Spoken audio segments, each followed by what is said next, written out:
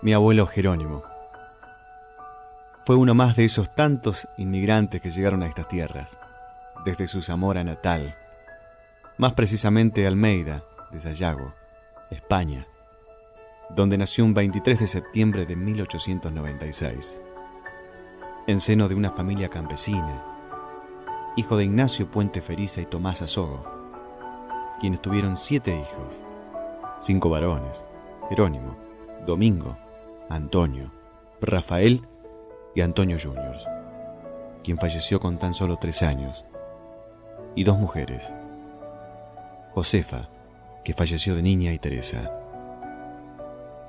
Domingo nació en 1899, junto a Jerónimo, en busca de nuevos horizontes. Partieron del puerto de Vigo en el vapor Infanta Isabel de Borbón el 23 de octubre de 1916. Casi adolescentes, llegaban a la Argentina, al puerto de Buenos Aires.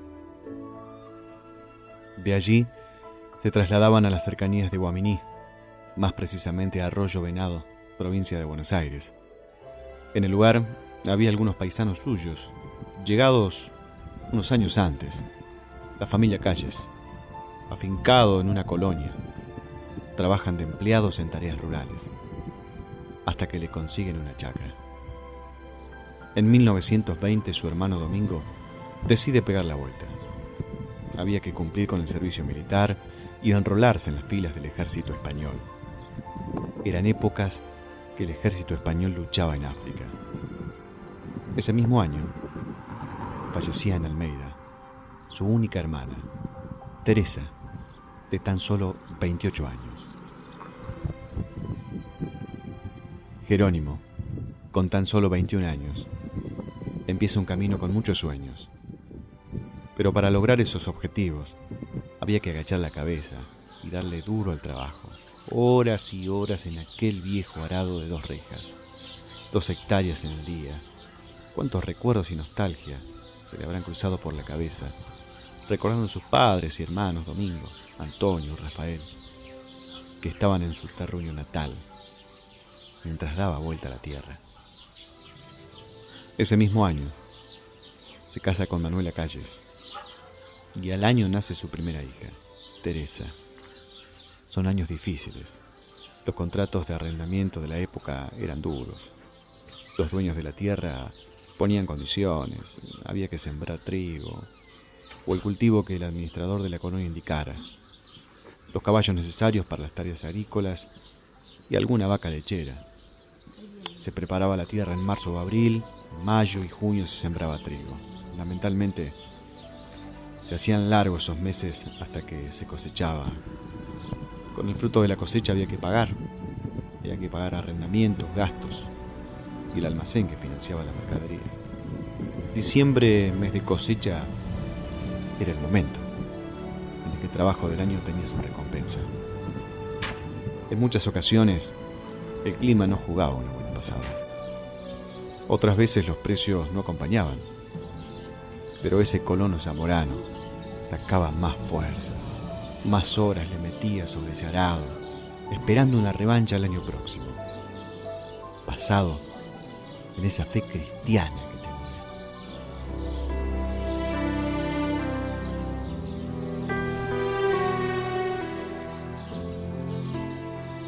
Los años pasaban, y en 1924 tenía 4 hijas. Su campito arrendado, su vida pasada por la familia y el trabajo, en hacer producir la chacra, el rancho de chorizo abrigaba sus sueños. La situación económica variaba entre cosechas buenas y regulares. En los pagos de Saliqueló había otros paisanos suyos, de Almeida, los vaqueros, quienes tenían un campito en la zona, los cuales le contaban las bondades de esas tierras, arenosa, con el agua cerca, ideales para la alfalfa. Los suelos de Arroyo Venado eran más duros, buenos para el trigo, pero no tanto para la alfalfa. Esa idea le empieza a dar vuelta en la cabeza. Además se ve que ya tenía adentro esa pasión por la ganadería. En 1925, la vida le pega un golpe duro. Fallecía su mujer cuando iban a ser su 5.º hijo. Con 26 años quedaba con 4 hijas a su cargo, su familia lejos. La comunicación de la época era difícil. Una carta cada varios meses contando novedades, pero no había tiempo para caerse. Había motivos.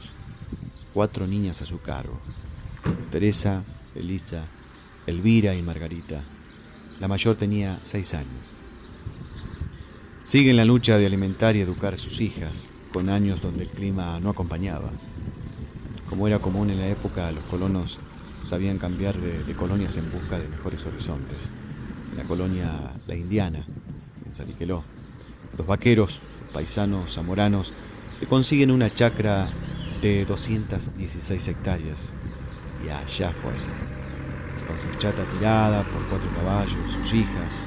La mayor iba a cumplir 10 años. Sus caballos y herramientas de trabajos eran fines de la década del 20. En 1927 había llegado desde su Almeida natal Flora Hernández, nacida en 1906, en Latero, provincia de Zamora, junto a su hermano Rafael Puente y familia. Se casa al poco tiempo con Flora. Arma su nueva chacra, monte de tamarisco, eucaliptus y acacias, un rancho de chorizo, nuevos vecinos, gallegos y gringos, los Salvetti, Genco, Esteban, Berrueco, Lorenzo, estaban en la colonia. El administrador le permite hacer algunos lotes de alfalfa. En poco tiempo la chacra empieza a lucir unos alfafares que son comentario en la zona. Parvas de pasto. Se siembra maíz con buenos resultados. Trojas de maíz, vacas y novillos se veían. Sus dueños de hacer ganadería se da. En poco tiempo demuestra sus cualidades de ganadero.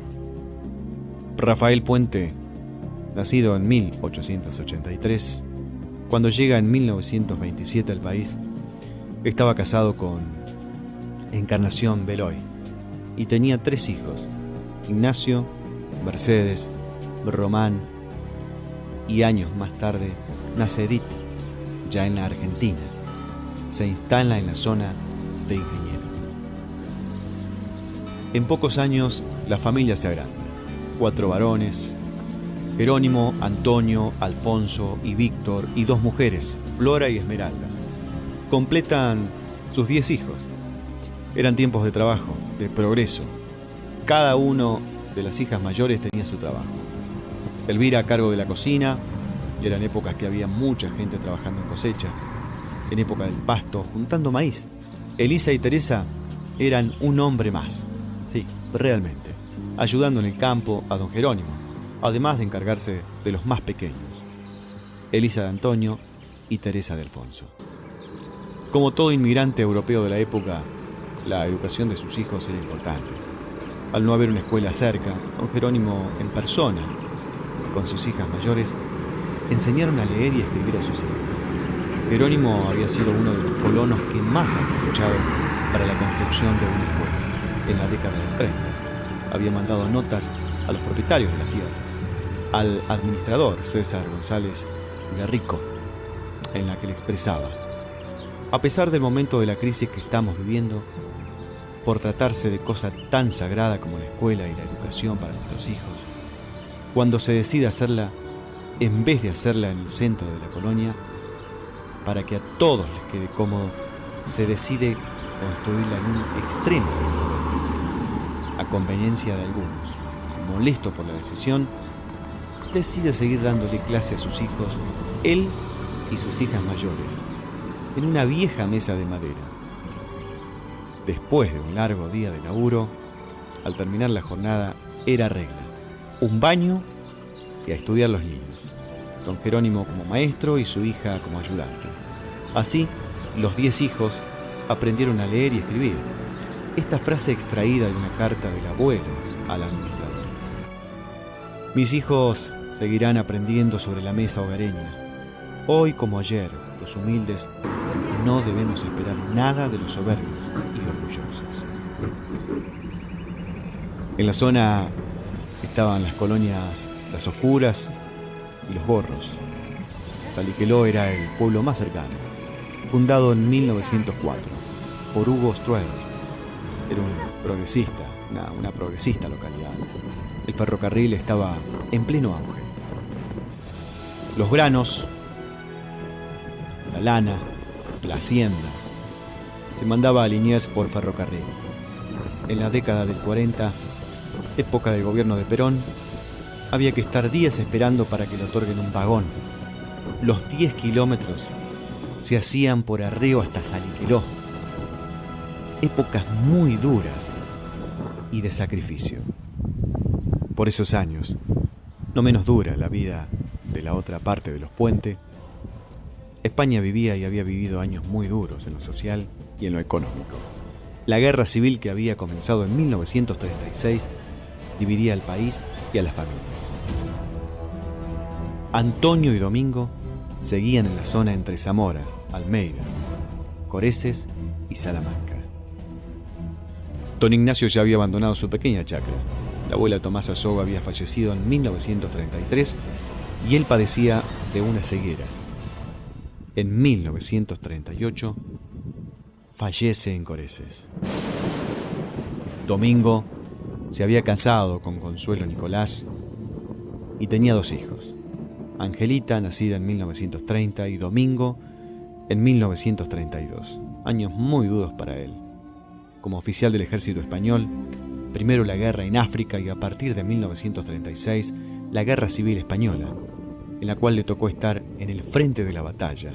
Meses sin novedades de él. Por esa época se hacía muy difícil la vida. Realmente años muy duros.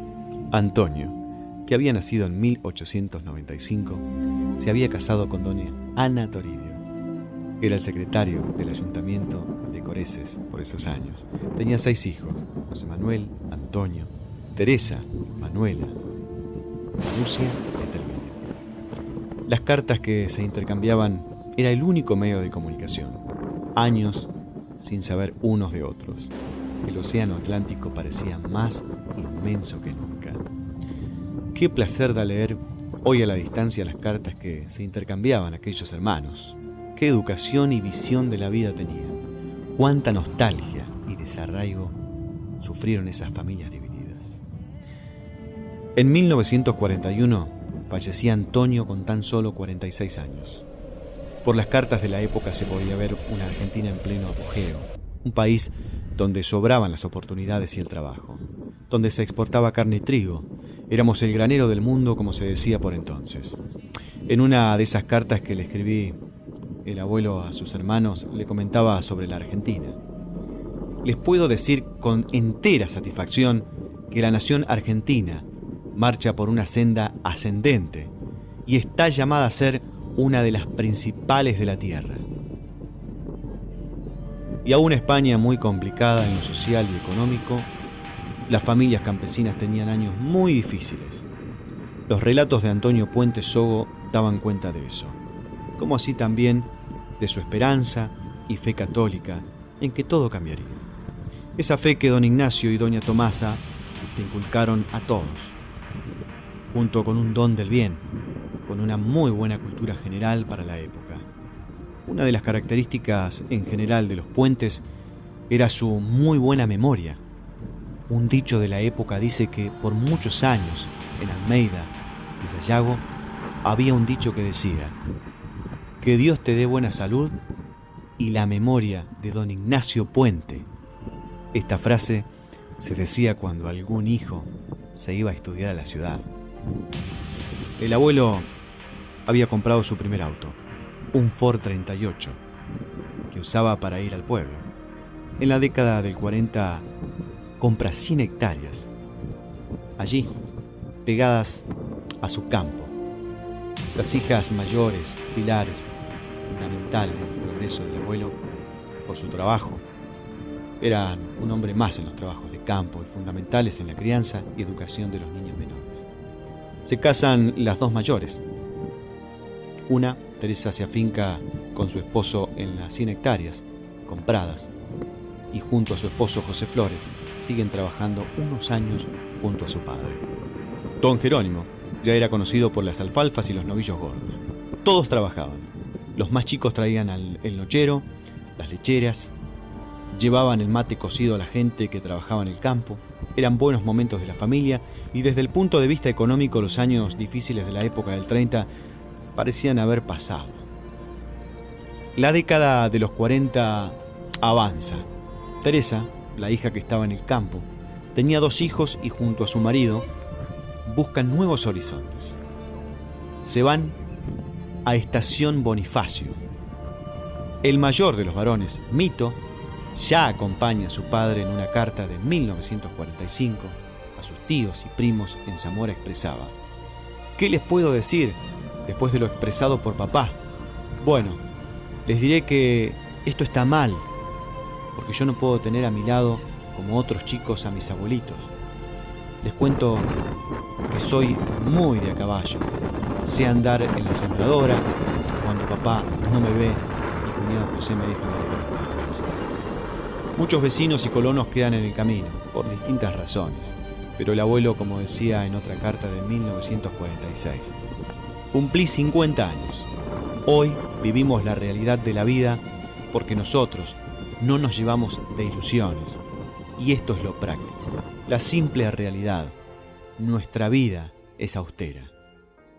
Se iba la década del 40. Domingo, después de haber vivido años muy duros en España, era el único de los Puente Sogo que aún vivía en España.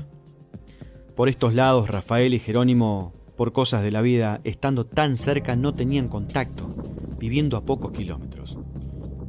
El tiempo había pasado y la comunicación era menor entre las familias.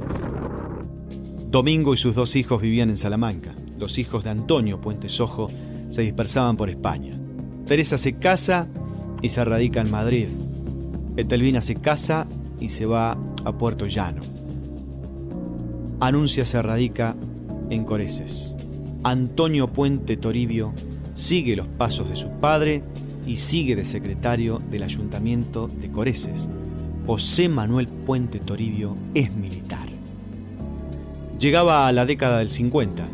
Mito con 17 años, Toño con 16 y Fonso con 15 años eran los nuevos soldados de Don Puente. Había mano de obra para trabajar. A pesar de su edad, desde chicos, acostumbrados al trabajo, querían tierras para sembrar, engordar novillos, cosechar alfalfa con los mejores rindes de la colonia, los galpones de la chacra llenos de bolsa. Otro colono de la Oscura, que vende 256 hectáreas. En Casa Macino y Dualde, los ferieros con los que trabajaba, estaba el dinero para comprarlo. Claro, habría que vender unas jaulas de novillos. Años más tarde, por esas cosas del destino, se vende la chacra, de quien lo trajo a la colonia, los vaqueros. Incluso, recién llegado de España, había trabajado de empleado. Eran 250 hectáreas armadas, buena casa, galpones, buena forestación y pensar que recién iba a cumplir los 60 años. Los nietos iban llegando, ya solo quedaban con él los 4 varones y la más chica de las mujeres se compra el primer tractor Fart. ¡Qué máquina! Es hora de hacer un casco más cómodo en el campo y en la chacra se hace el chalet. Se deja la vieja casa. En la década del 70 se fue a vivir al pueblo, junto a Flora y su inseparable hija Elvira. Él lo acompaña siempre, su más fiel soldado. Eran épocas de disfrutar de la familia y de los nietos, pero siempre había un tiempo para ir al campo. Disfrutar de su hobby, los novillos gordos, el aroma de un buen alfalfar, así de simple y de austero era, nada de ostentación. En Salíqueló, el pueblo que lo adoptó, un 3 de abril de 1976, unos meses antes de cumplir los 80 años, nos dejó. 10 hijos, 20 nietos entre sus descendientes. Sus hijos varones toman la posta: Mito, Alfonso, Antonio y Víctor, haciendo honor al legado de su padre. Son destacados ganaderos. Durante 20 años ganan la mayoría de los concursos de novillos zonales. Salíqueló es declarada capital del novillo y la familia Puente tuvo su granito de arena. Hoy solo quedan 4 nietos de don Ignacio Puente Feriza y doña Tomasa Sogo. Angélica Puente Nicola, hija de Domingo, quien vive en Salamanca con sus 86 años. Víctor, con 75 años, quien vive en el campo. Flora, con 86 años, y Esmeralda Puente Hernández, con 73 años. Estos hijos de Jerónimo, quienes viven en Saliqueló. Hoy ya hay una 6ª generación en la familia Puente. Alonso Loller, nacido el 13 de enero del 2013 en Valladolid, España, nieto de Pilar de Sayer y tataranieto de Anuncia Puente Toribio, una de los 6 hijos de Antonio Puente Sogo. Han pasado 100 años desde aquel lejano septiembre de 1916 para que alguien que lleva por sus venas la sangre Puente Sogo vuelve a su tierra, a tu Almeida de Sayago, junto a Fabricio Puente, bisnieto de Jerónimo. Tenemos ese orgullo, el de volver a tu pago, abuelo, y en poder estrecharnos en un abrazo con hijos y nietos de tus hermanos Antonio y Domingo. En este siglo nunca hubo contacto personal entre la familia Puente Sogo de España y Argentina. Yo, Gustavo Puente, como nieto de Jerónimo, lo disfruté muy poco. Cuando él falleció era muy chico. Todo lo que cuento y escribo me lo contaron. Vi muchas de sus cartas a familiares de España, donde le contaba cosas de su vida simple y austera, como decía él en una carta. Vi el fruto de su mayor logro, sus hijos, gente de trabajo y de bien, que aunque no tuvieron la posibilidad de ir a la escuela, le dio una educación envidiable. Seguramente, como todo humano, tuvo sus errores, pero fue de esas personas que en su paso por la tierra dejó algo, un legado de lucha, de valentía, de perseverancia, de trabajo, de reponerse de las adversidades de la vida, de cómo criar y educar una familia de fe. En mi caso, si hoy la vida me diera la posibilidad de tener una escalera al cielo y tener una charla con alguien después de mis padres, te elegiría a vos, abuelo Jerónimo.